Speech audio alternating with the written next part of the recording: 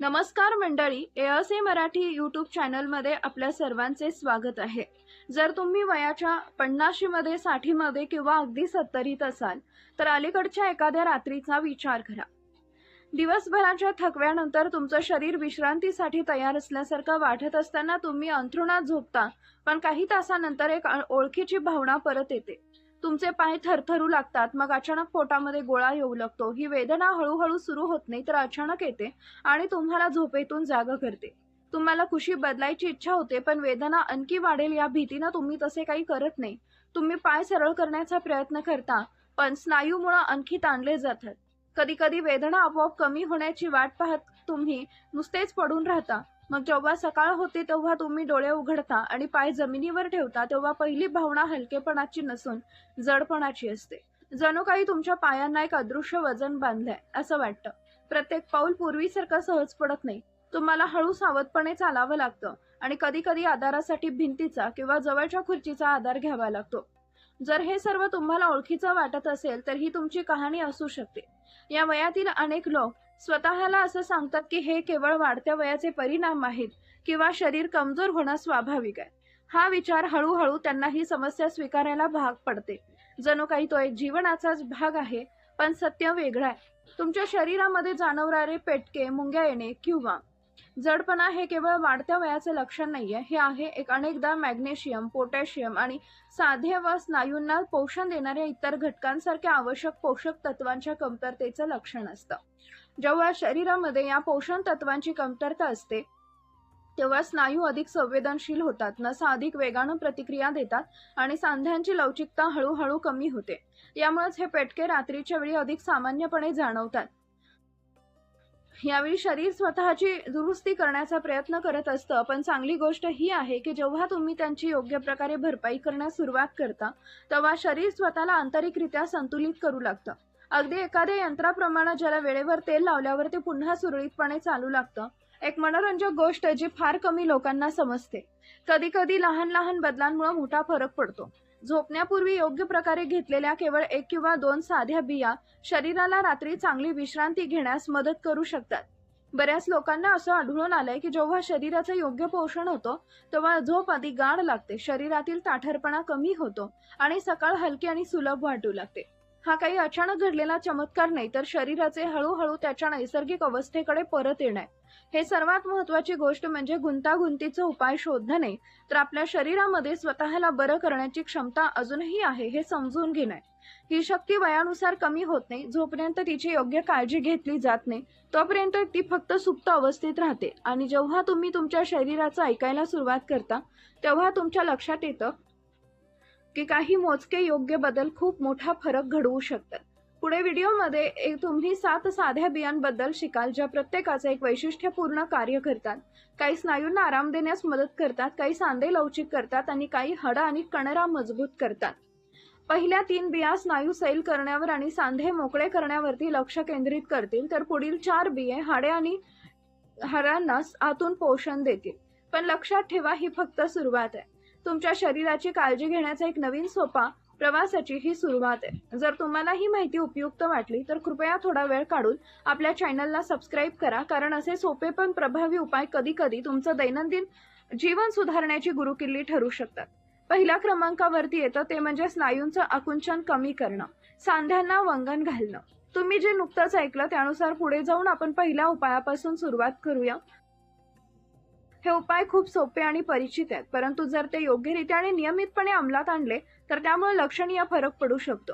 हे मिश्रण विशेषतः त्यांच्यासाठी उपयुक्त आहे ज्यांना रात्री वारंवार पायात पेटके येतात किंवा चालताना सांध्यांमध्ये ताठरपणा जाणवतो। जर तुम्हाला कधी झोपेमध्ये असताना तुमचे पाय अचानक अखडल्यासारखं वाटत असेल, वेदना स्नायू दुखल्यासारखं वाटत असेल, तर खसखस आणि तिळाचं मिश्रण एक चांगला पर्याय असू शकतो। यासाठी दोन्हीपैकी थोडं थोडं घेऊन त्यांना सुमारे 30 मिनिटं पाण्यामध्ये स्वतंत्र भिजवायचे आहे। भिजवल्यानंतर ते मऊ होतील आणि थोडेसे चिकटही होतील। आता त्यांना एकत्र मिसळा आणि हलक्या हाताने मळून एक मऊ जेल सारखं मिश्रण तयार करा। झोपण्यापूर्वी थोडंसं मिश्रण जिभेखाली ठेवा आणि ते हळूहळू विरघळू द्या। अशा प्रकारे तुम्ही विश्रांती घेत असताना शरीर हळूहळू ते शोषून घेतं। तिळामध्ये कॅल्शियम भरपूर प्रमाणामध्ये असतं, तर खसखसमध्ये स्नायूंना आराम करण्यास मदत करण्याची क्षमता असते। जेव्हा या दोन्हींचं मिश्रण होतं तेव्हा तुमच्या सांध्यांना पुन्हा वंगण लावल्यासारखं वाटतं. तुमच्या सांध्याची कल्पना जुन्या कोरड्या पडलेल्या दाराच्या हँडलसारखी करा, जे प्रत्येक वेळी हलवल्यावर करतात. जेव्हा त्यांना योग्य पोषण मिळतं तेव्हा त्यांना तेल लावल्यासारखं वाटतं आणि त्यांच्या हालचाली पुन्हा हलक्या आणि सहज होतात. शिवाय जर तुम्हाला चालताना लवकर थकवा येत असेल किंवा दिवसभराच्या कामानंतर स्नायूंचा ताण जाणवत असेल, तर मेथी आणि धणे यांचं मिश्रण आराम देऊ शकतं. याचा वापर केला जाऊ शकतो. याची तयारी देखील खूप सोपी आहे. दोन्ही घटक सुमारे 4 तास पाण्यामध्ये भिजवून ठेवा. नंतर ते पाणी काढून टाका, वाळवा आणि मंद सूर्यप्रकाशामध्ये ठेवा. वाळल्यानंतर त्यांची नैसर्गिक रचना टिकवून ठेवण्यासाठी त्यांना जाडसर दळा. मेथी स्नायूंची ताकद वाढवण्यास मदत करते, तर कोथिंबीर शरीराला थंडावा देते आणि तणाव कमी करते. जेव्हा हे दोन्ही एकत्र येतात तेव्हा एक संतुलन निर्माण होतं. एकीकडे शरीराला ताकद मिळते, दुसरीकडे स्नायू शिथिल होतात. अनेक लोकांच्या लक्षात आले की नियमित वापरानंतर चालणं सोपं होतं, ताठरपणा हळूहळू कमी होतो आणि पायांमधील जडपणा देखील कमी होतो. शरीराची गमावलेली लवचिकता परत मिळवण्याच्या दिशेनं हे पहिलं पाऊल आहे. जसे जसे स्नायू शिथिल होऊ लागतात आणि सांध्याची लवचिकता सोपी होते, तसेच तुम्हाला प्रत्येक लहान हालचालींमध्ये बदल जाणवू लागतात. एकदा हा पाया मजबूत झाला की पुढील उपाय अधिक प्रभावी ठरतात. आता दुसरी गोष्ट म्हणजे मुंग्या येणं कमी करणं, रक्ताभिसरण सुधारणं. जसे जसे स्नायू हळूहळू शिथिल होतात आणि सांध्याची हालचाल अधिक सोयीस्कर होते, तसं तसं रक्ताभिसरणावरती लक्ष केंद्रित करणं महत्त्वाचं पाऊल आहे.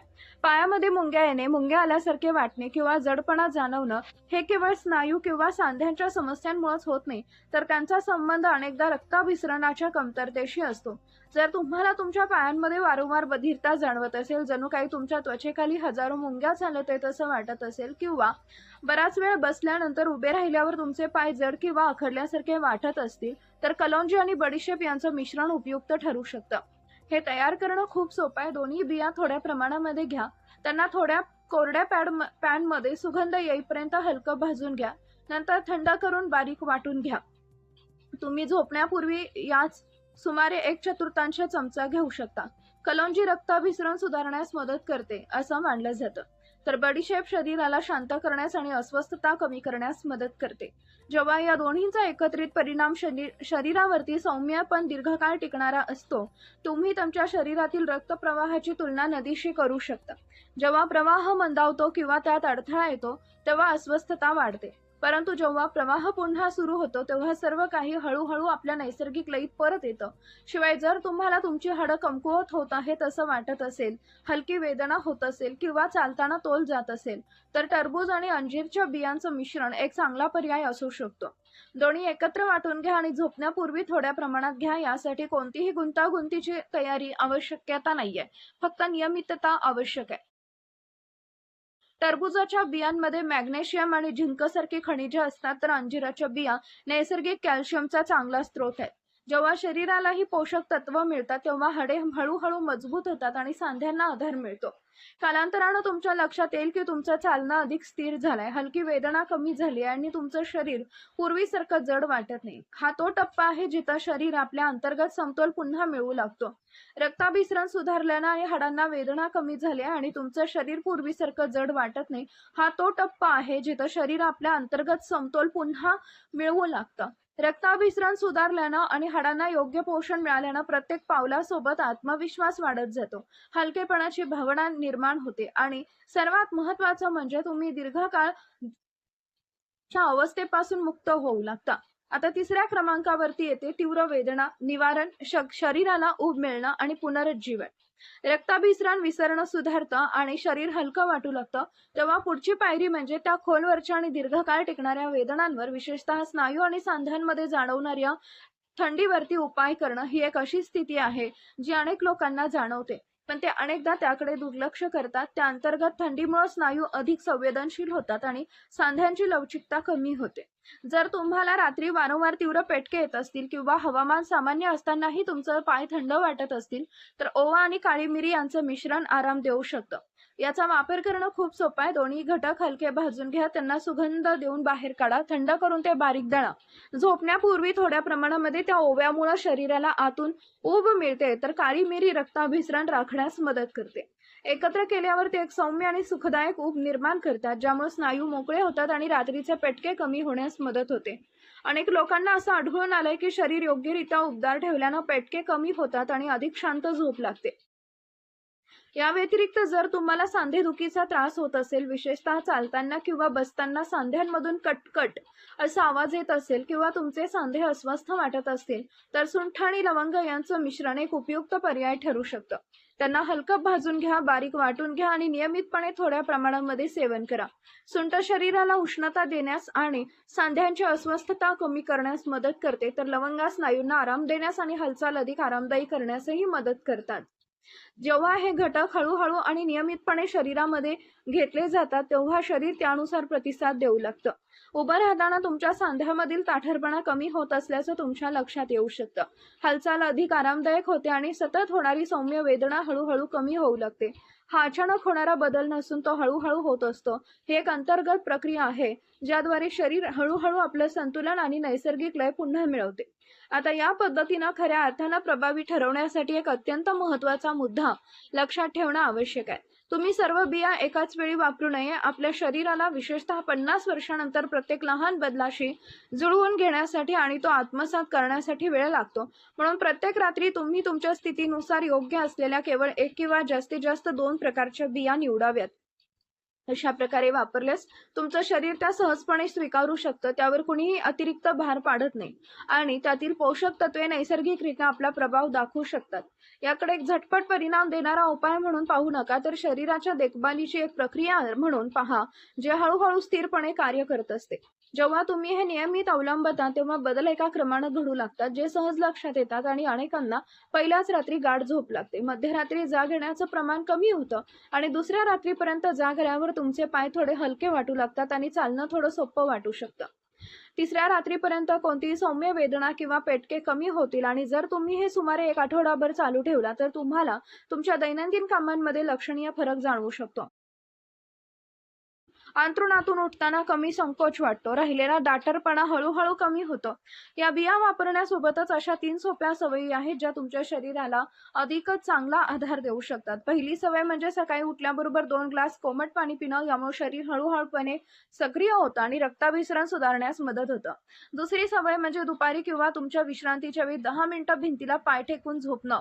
या स्थितीमुळे पायांमधून रक्तप्रवाह पुन्हा वरच्या दिशेनं वाहण्यास मदत होते.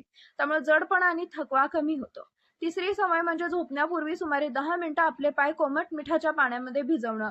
ही एक सोपी पद्धत आहे, जी स्नायूंना आराम देते आणि चांगल्या झोपेसाठी तयार होण्यासही मदत करते. मी आतापर्यंत सांगितलेल्या सर्व गोष्टी पाहिल्यास तुमच्या लक्षात येईल की यात काहीही गुंतागुंतीचं किंवा कठीण नाहीये. तुम्हाला महागड्या उपचारांची किंवा गुंतागुंतीच्या प्रक्रियेची गरज नाहीये. सातत्य आणि आपल्या शरीराची काळजी घेण्यासाठी दररोजचा दृष्टिकोन हीच गुरुकिल्ली आहे. नियमितपणे केलेले छोटे बदल कालांतराने मोठा फरक घडवू शकतात. डॉक्टर देशमुख, ज्यांना 7 वर्षाचा अनुभव आहे, ज्यांनी सांधेदुखी असलेल्या अनेक लोकांसोबत काम केलेलं आहे, ते एकदा साध्या शब्दांमध्ये म्हणाल्या होत्या, गेल्या 7 वर्षापासून सांधेदुखीच्या रुग्णांसोबत काम करताना माझ्या लक्षात आलंय की बहुतेक लोकांकडे औषधांची कमतरता नसते, तर त्यांच्या शरीरामध्ये योग्य पोषणाची कमतरता असते. जे लोक सातत्यानं आपल्या आहारामध्ये आणि आपल्या जीवनशैलीमध्ये छोटे बदल करतात, त्यांना काही आठवड्यांमध्ये दृश्यमान सुधारणा दिसून येतात. यावरून आपल्याला आठवण येते की शरीरामध्ये स्वतःला संतुलित करण्याची क्षमता असते, ज्याला फक्त योग्य मार्गदर्शन आणि आधाराची गरज असते. कोणताही बदल एक रात्री चमत्कारासारखा होऊ शकत नाही, पण योग्य पावले उचलल्यास निश्चितपणे टिकणारे परिणाम मिळतात. आणि आता मला जाणून घ्यायचंय की आज रात्री तुम्ही कोणत्या बियांपासून सुरुवात करणार आहात. तुम्ही तुमचे विचार खाली कमेंट बॉक्समध्ये नक्की सांगा, कारण तुमचा अनुभव इतर कोणाला तरी उपयुक्त ठरू शकतो. तुम्हाला ही माहिती उपयुक्त वाटली असेल तर कृपया चॅनलला सबस्क्राईब आणि लाईक शेअर करायला विसरू नका.